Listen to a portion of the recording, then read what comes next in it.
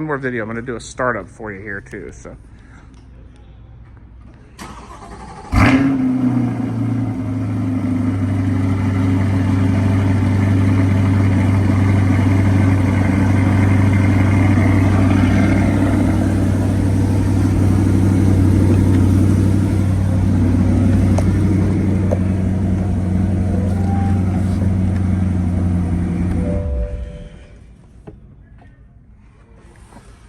Thought you'd like that.